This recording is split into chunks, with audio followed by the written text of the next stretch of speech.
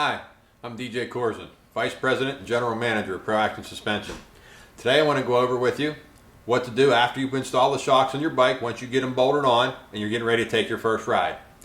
What we have you do, whether it's an 11-inch, 12-inch, or the 13-inch shock, we set them up for you as you know when you order. We ask your weight, how often you ride two up, what the passenger weight is. We get a lot of information from you so we know your riding style, where you ride, that type of thing, and gives us an idea of how to set the shocks up for you.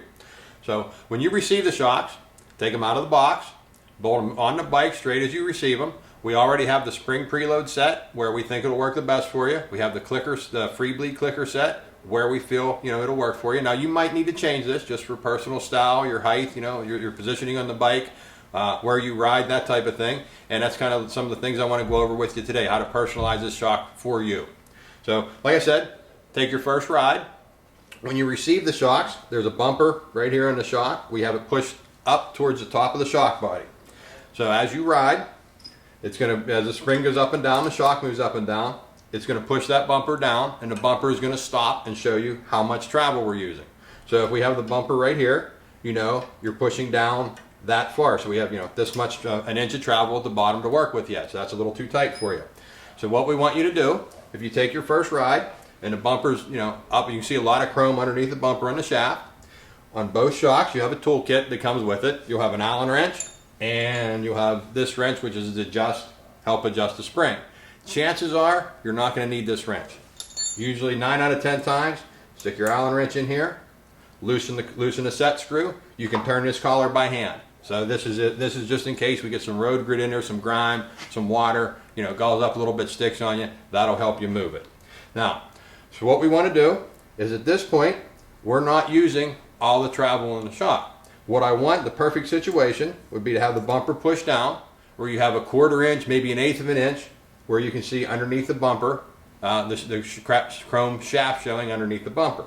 So at this point, what we would need to do, everything is too stiff because you're not pushing the bumper down far enough. So at this point, on both shocks, the right side and the left side, we're going to loosen the set screw. We're going to back this. We'll loosen it up here. You can see me turning pretty easily. Just loosen the set screw. Should be able to grab one here by hand. We're going to take one revolution counterclockwise. What we're doing here is we're putting less pressure on the spring. We're extending the length of the spring. So we're going to want to do this on the right side. Then we're going to do the same thing on the left side. Now we're going to start tuning both shocks at first. So we'll do everything on the left side. So now you go out, you push your bumper back up. There's usually a little slot there. Stick your Allen wrench in there, screwdriver, whatever you have. Push that bumper back up towards the top of the shock. Now we're ready to start over again.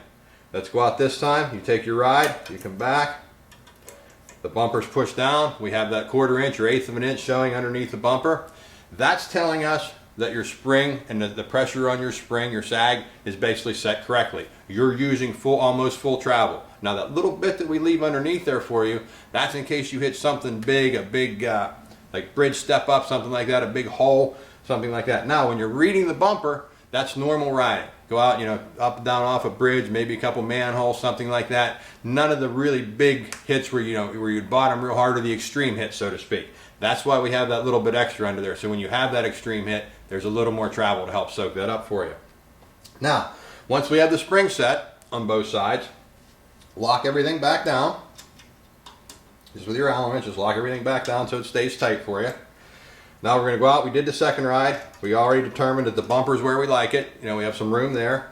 Now the next thing we're going to work with, this is your free bleed adjuster. Chances are you're going to be between 3 and 6 clicks. Go clear counterclockwise till it stops. Then we're going to go back in. You'll feel it click. There's little detents. You'll feel it click and stop. So we're going to go back in. The sweet spot is usually between 3 and 6. I personally am usually between 4 and 5.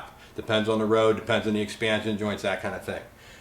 So if you change just a spring and it feels good for you, we know we got a good start there. So at this point, we may be right where we have it set for you at 4, at 5 usually is where they come out. That may be right for you there. If not, you want to play with it, go in 1 click, take a ride on it. At this point, we're only tuning the right shock. The left shock, we have the spring locked down already. We're not worried about the free bleed adjuster on that side. Now for fine tuning, we're just going to focus on the right side. We have everything, like I said, everything's pretty close for you. The right side will be for the fine tuning. So go in one click, ride, take yourself on the same ride. You'll feel the difference. It'll be a little stiffer for you. It'll hold it up a little more. Come back in if you want to go back past 2 clicks the other direction. One softer than what we had it set for you. You'll feel that'll give you a little more float on the small stuff when you're just going down the road. Maybe a little different feel for you. Depends on how much you like to feel the road. If you're an aggressive rider, if you're just a cruiser, depending on what you like. So that gives you an idea. Chances are you're going to end up at 4 or 5, but that'll at least give you an idea of what you're feeling. Now, in the opposite situation, let's say we go out and you come back in and we have the bumper. It's smashed clear to the bottom. You see you've used every bit of the travel there is. There's not much left there. You actually probably kind of felt it actually riding there. At that point, we're going to do the same thing, but just in reverse order. We're going to loosen the collar. And this time, instead of going counterclockwise to soften the spring, we are going to go clockwise, 1 turn on each side. And that's going to help hold you up. That's going to help support your weight on the motorcycle. The spring itself supports your weight on the bike, the weight of the bike, and gives you the proper ride height. The free bleed clicker helps pick up the terrain on the road. So now we have everything kind of dialed in for you. We've got the left side, we've got the right side. We've adjusted the spring. You've played with the clicker a little bit. You know that feeling. At that point, when we have just that little bit under the bumper, you have your free bleed clicker where it floats nice down the road for you. The free bleed is what controls the small bumps. I think I told you this before, just kind of floating along. If you get in a situation where there's a lot of freezing, a lot of thawing, you have the real peaky expansion joints, at that point, for that ride, you may want to back that off 1 click just to help pick that up a little bit. Now the other situation, we've dialed it in, we got it set up for you riding solo. So let's say that if you're a solo rider, we're good to go. Put the bags back on, make sure everything's tightened down. You're good to go. You probably won't have to change anything from that point. Maybe 1 click of the free bleed clicker depending on where you are, but everything should be set, pretty much for the duration of the ride here. This other thing is, now if we're going to go, you're going to switch from riding 1 up to 2 up.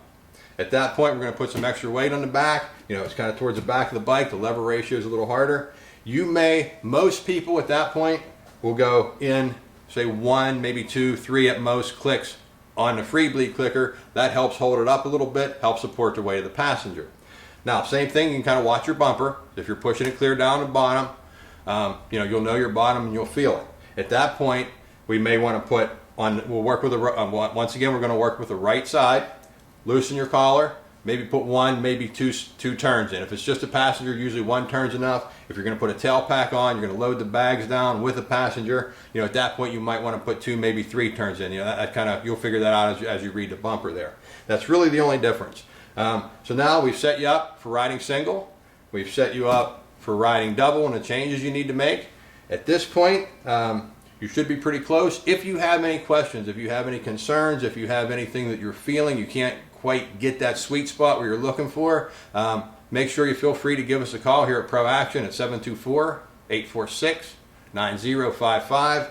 We'll be more than happy to guide you through any changes you might make. And actually, we prefer you call. If you call in and say, I took my first ride, my bumper's here, this is what I'm feeling, we're more than happy to tell you exactly which way to take your spring, exactly which way to change the clicker. So if you're not comfortable making your own decisions as far as what to change, we're more than happy to help you. And usually after that too, whether you like it, don't like it, we always ask you to call back the second time.